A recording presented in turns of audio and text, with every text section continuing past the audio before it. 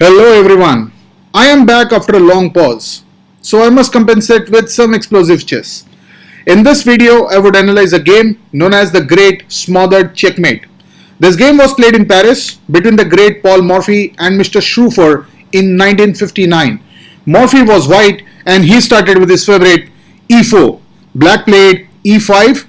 Game continued knight f3, knight c6, bishop c4, knight f6, d4, e into d4, white castles kingside, and here comes knight into e4.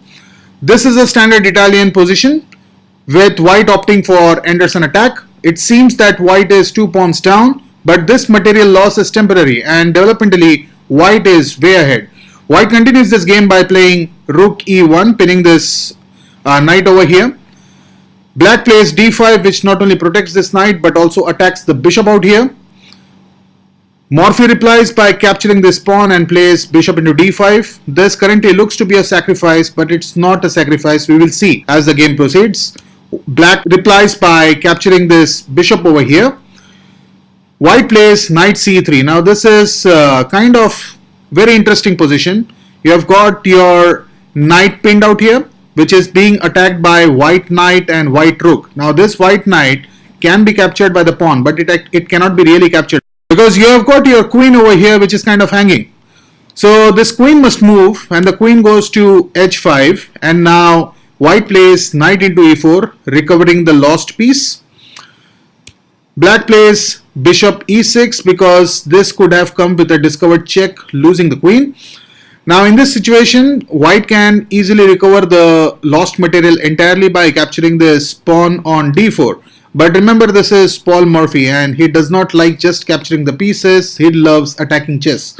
So being Morphy, he does not capture the pawn on d4 and he plays knight e g5. Now this bishop is being attacked twice. There is this king over here. In this position, black played an aggressive move, which is bishop b4, attacking the rook over here. Black's king, however, is still open and black should have castled queenside, but black hopes to accelerate his development and castle kingside while his bishop is asking Morphy to save his rook.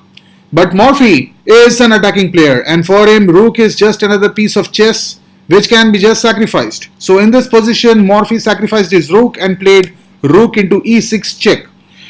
Honestly, even with knight into e6, it would have been a very good position for Morphy. For example, if Morphy plays knight into e6 and black plays f into e6, well, black cannot play bishop into rook over here because you will have knight into g7 check, winning the queen. Alright, so f into e6 is kind of forced over here.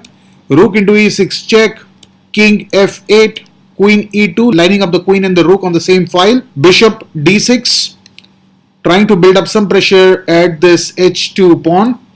Bishop d2, opening up this rook. h6, rook e1, building up pressure upon the e file. King g8, queen c4, planning for some discoveries over here. Queen f7, removing all possibilities of such discoveries. Rook e8 check, rook into e8, rook into e8 check. Bishop f8, queen into f7 check, king into f7, rook c8, g5, rook into c7 check, king e6, rook into b7, bishop e7, h3, and white will end up gobbling all the pawns and having a winning endgame. But remember, endgame is not Morphy's style. He doesn't like to simplify. So Morphy just complicates the position, and in this situation he sacrifices his rook and plays rook into e6. Rook into e6 check is followed by f into e6, and here comes knight into e6. The threat is white can now gobble up the g7 pawn and win the queen over here. So queen goes to f7, attacking the knight. Now Morphy plays knight f g5. This knight not only protects the knight over here but also attacks the queen. So the black queen must move. Black plays queen e7. White plays queen e2. Now here the threat is knight f7 check. Your queen cannot capture this because it's pinned. So black plays bishop d6, protecting this pawn. White plays knight into g7 check. Black plays king d7. White plays queen g4 check. Black plays king d8. Now you have knight f7 check. This is another sacrifice, and the whole idea is to get this bishop into the g5 square and have complete control over the black diagonal. Black has no great option over here, so black accepts the sacrifice. White plays bishop g5 check. Black blocks this check and plays bishop e7. Here comes knight e6 check. Alright, now let's take a pause at this position. White is a rook down, and if somehow black holds on and forces white to exchange the pieces, black can win. Right now, black is under check, and if black chooses to play king e8, white can win back some material by capturing this pawn on c7. King c8 actually looks very promising. It protects this pawn on c7, doesn't allow white to win any more material back, and the queen side looks to be quite safer for black king, right? So black plays king c8. It looks to be logical, but very honestly speaking, this is the final nail in the coffin. This was a blunder. In fact, the right move over here was actually king e8. Now, knight c7 check does look troubling, but it's actually not a big trouble, because here black can play king d8 and white will have to play knight e6. Now remember, here white cannot actually capture this rook over here. For example, if white captures the rook, knight into a8, you will have bishop into g5, queen into g5 check, king c8, rook e1, king b8, knight b6, a into b6, queen g3 check, king c8, queen g4 check, queen d7. And if you see the position now, it's actually winning for black because black is actually a piece up. So in this position, white cannot capture this rook, so white has to play knight e6 check again. Then you will have king e8. Okay, now there is one more interesting situation.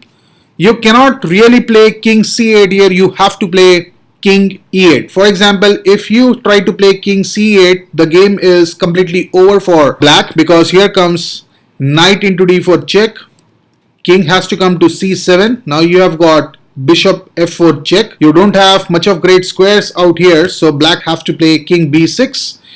Now you have knight e6 opening up the squares for this bishop. Bishop c5 to prevent any check from here. b4 to distract this particular bishop. Bishop into b4 because there is no other great move. You have a3, bishop c3, rook b1 check, king a5, queen f3, queen into e6, queen into c3 check, king a6, queen d3 check, king a5, and you get queen b5 checkmate. So to knight e6, the best move is king e8, and then you have knight c7 check, and it's kind of a draw because king will go to d8, knight will again come to e6 check, again king will go to e8, then again knight goes to c7 check, and this goes on, right? We have seen that king cannot go to c8, it's losing for black.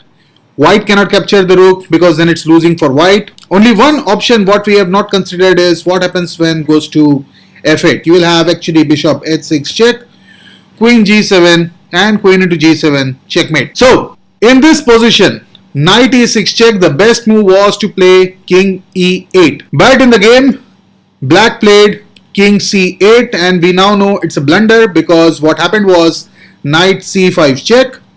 King had no other move but to play king b8.